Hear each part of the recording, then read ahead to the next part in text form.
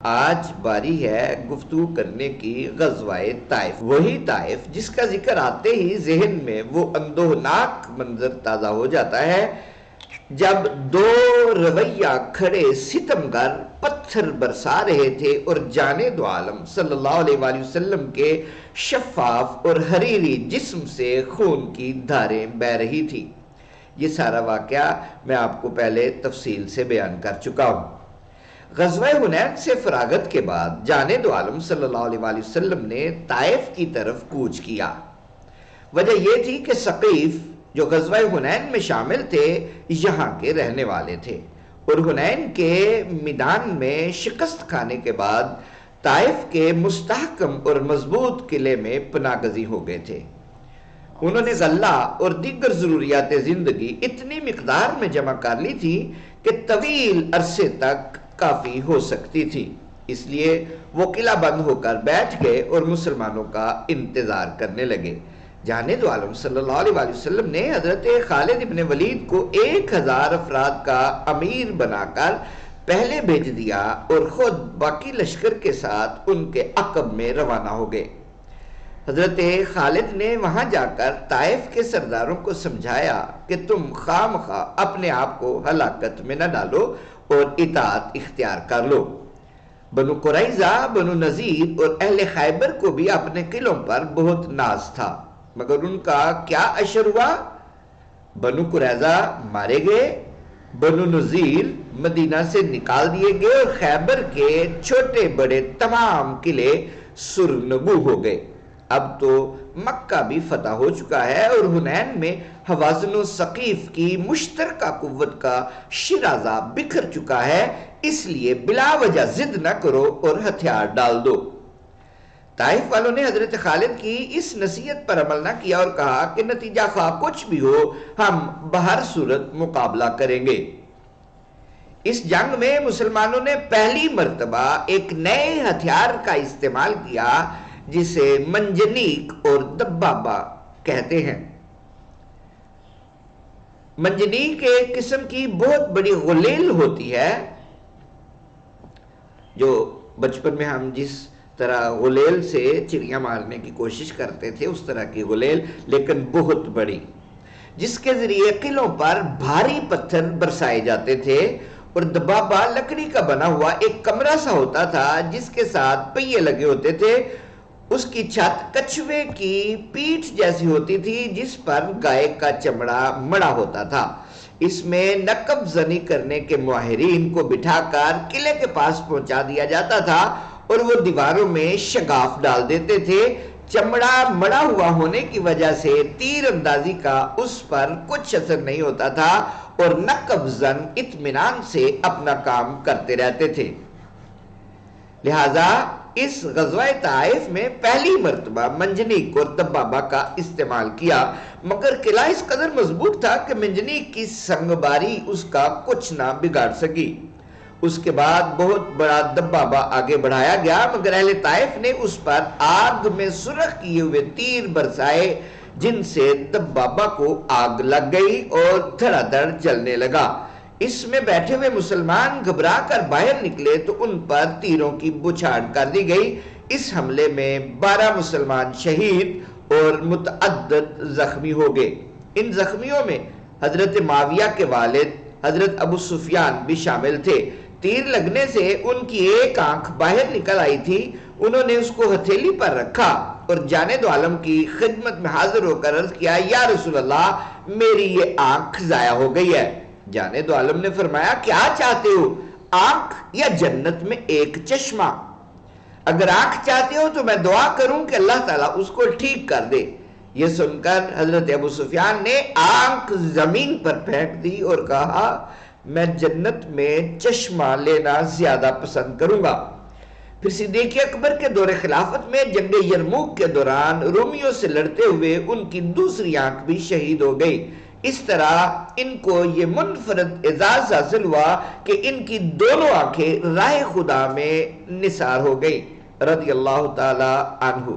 تو اس حملے میں 12 مسلمان شہید اور متعدد زخمی ہو گئے۔ یہ صورتحال جانے دو عالم نے یہ صورتحال دیکھ کر جانے دو عالم نے حکم دیا کہ قلعے کے گرد پھیلے ہوئے تمام کے تمام باغ کاٹ دیے جائیں۔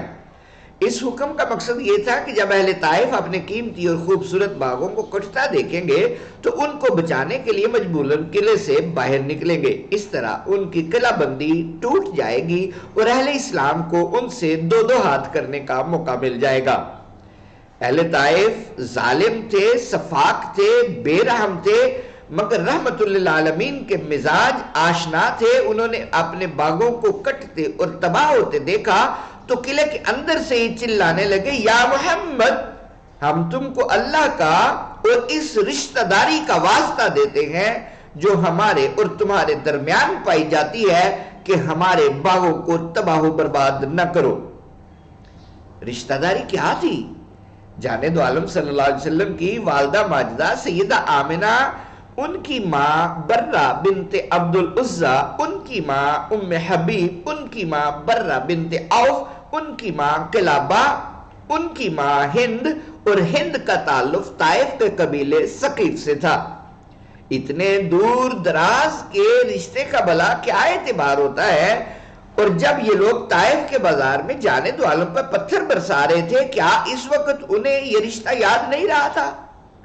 مگر ان ساری باتوں کے باوجود جانے دو عالم نے اللہ کے نام اور رشتہ کی حرمت کا اس قدر پاس کیا کہ اسی وقت صحابہ کرام کو درخت کاٹنے سے منع کر دیا اور فرمایا، اترکوها للہ وللرحم، میں نے اللہ اور رشتہ داری کے لیے باغوں کی کٹائی ترک کر دی۔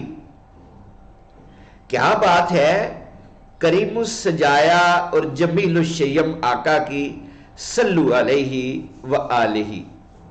جانے دو عالم نے 18 دن تک طائف کا محاصرہ جاری رکھا، مگر پھر خود ہی محاصرہ اٹھانے اور واپس چلنے کا حکم دے دیا۔ اس کے متعدد اسباب تھے۔ پہلا تو یہ کہ قلعہ خاصا مضبوط تھا اور اہل طائف نے وسیع پیمانے پر ضروریات زندگی کا ذخیرہ کر رکھا تھا، اس لیے ان کے جلدی ہتھیار ڈالنے کا کوئی امکان نہ تھا، جبکہ جانے دو عالم صلی اللہ علیہ وسلم اپنی بے شمار مصروفیات کی وجہ سے زیادہ دنوں تک مدینہ منورہ سے باہر نہیں رہ سکتے تھے۔